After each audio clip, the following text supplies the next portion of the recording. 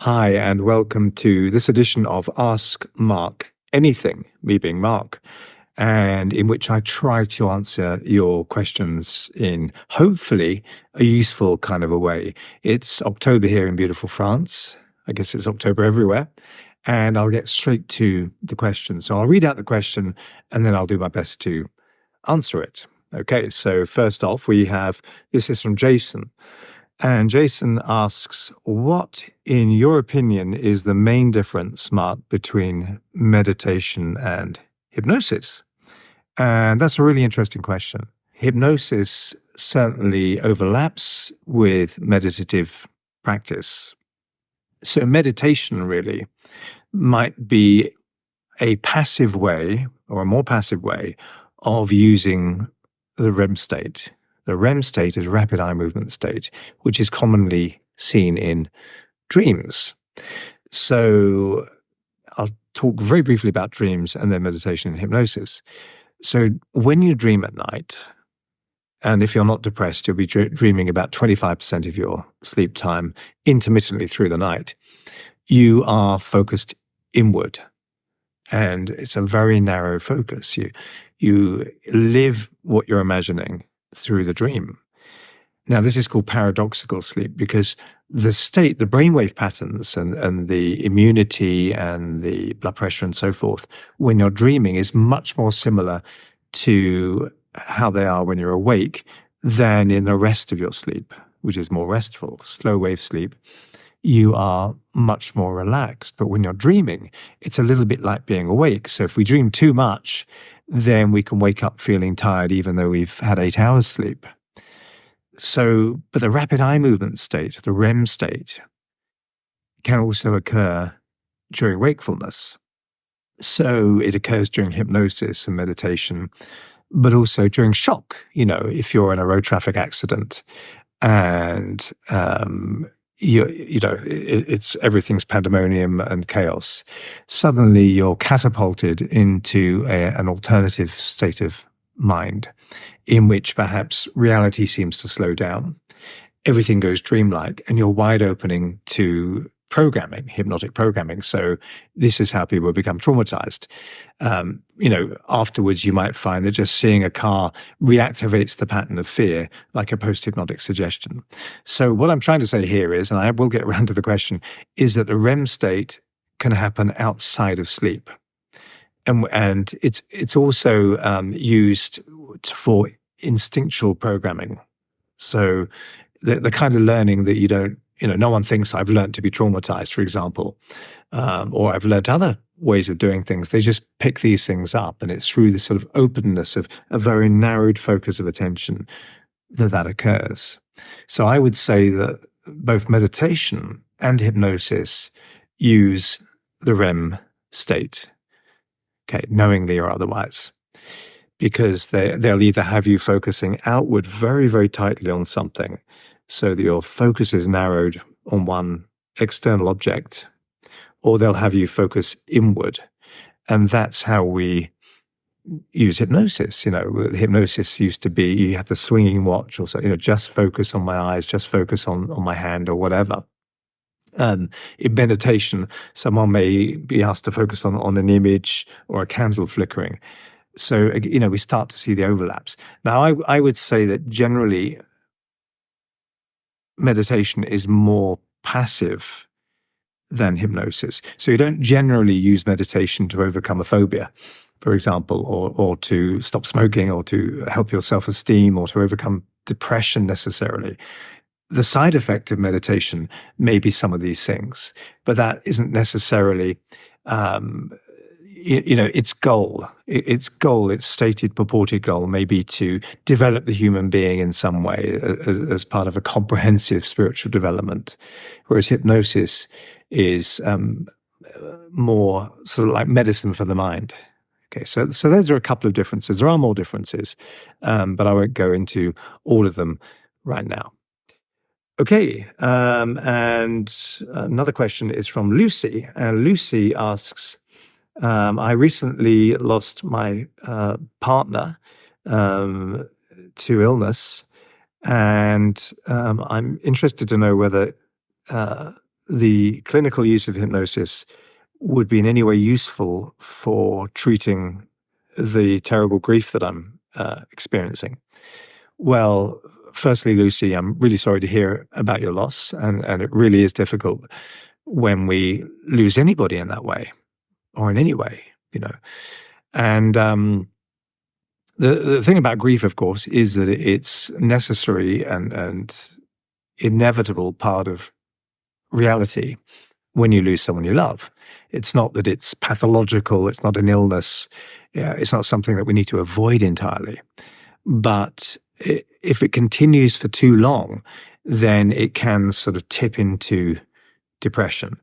So, you know, it's natural for a while to have the person that you've lost come to mind, you know, at all times of the day or night, for music to remind you of them, for certain places to remind you of that person.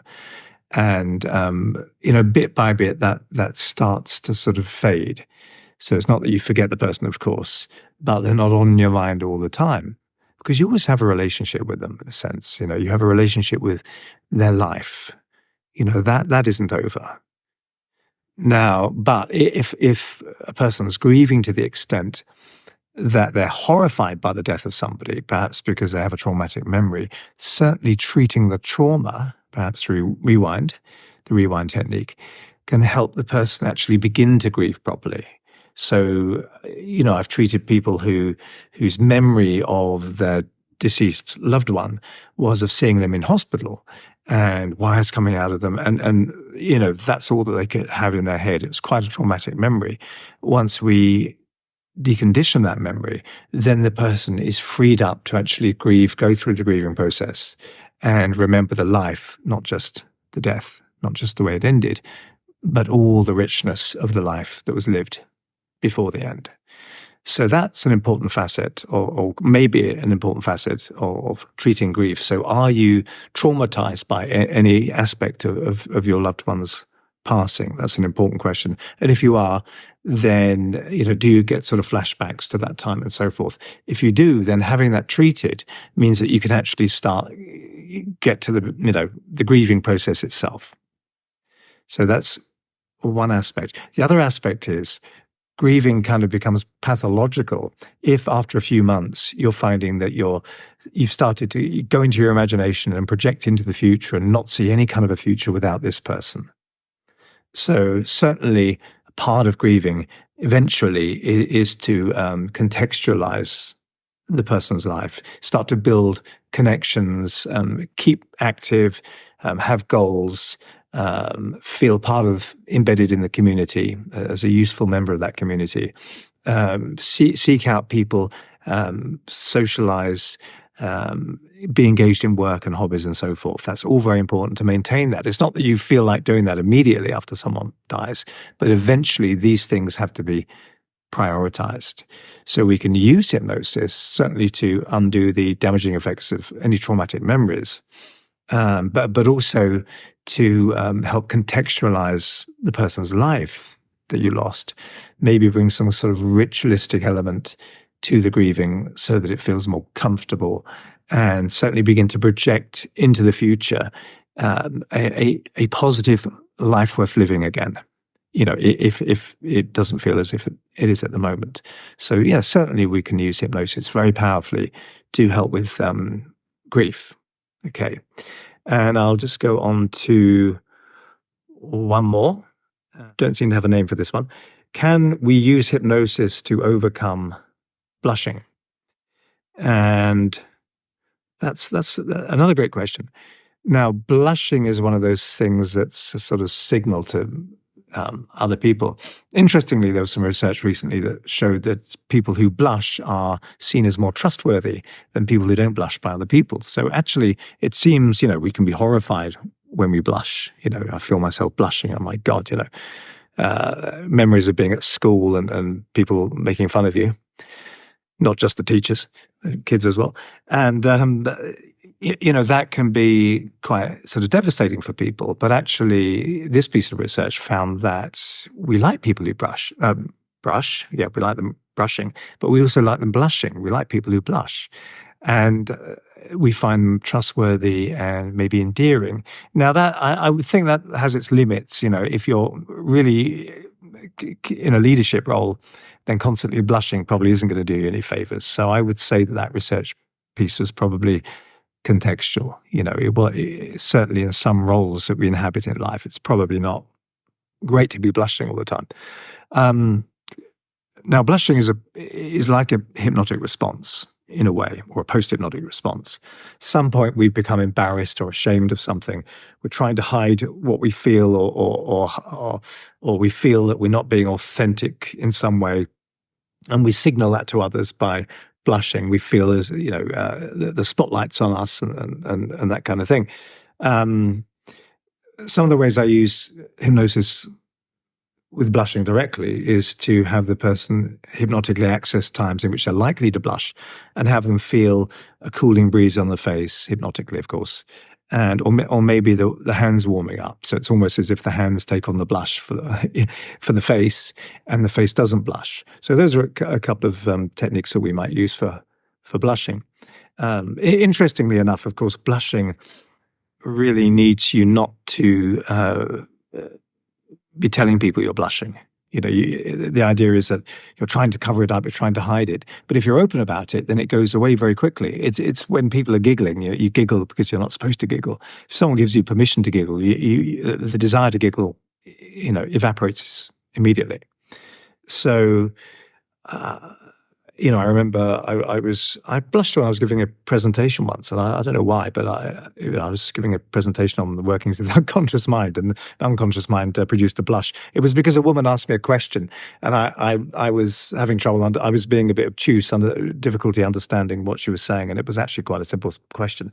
And when I realized that I was being a bit slow, I found myself blushing, and I immediately said, there's an example of the unconscious mind. I'm blushing. I said this to maybe 40 people at the presentation, and they didn't seem particularly interested by that. But of course, the blushing went away immediately because it was unmasked.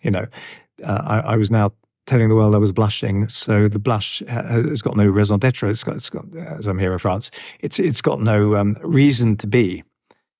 So I'm not suggesting that you always tell people you're blushing, but it's a remarkably effective cure for blushing is just to be open about it, because it really needs to be something that you're trying to hide in order to exist.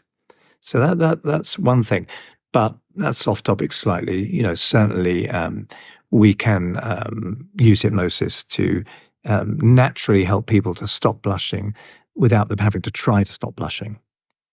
So there's 3 questions for Ask Mark Anything. Please keep the questions coming in. I really enjoy reading them. I try to get to all of them. If I don't, it's not because they're no good. It's because sheer weight of traffic, as they say. But anyway, I'll see you soon, and thanks for watching.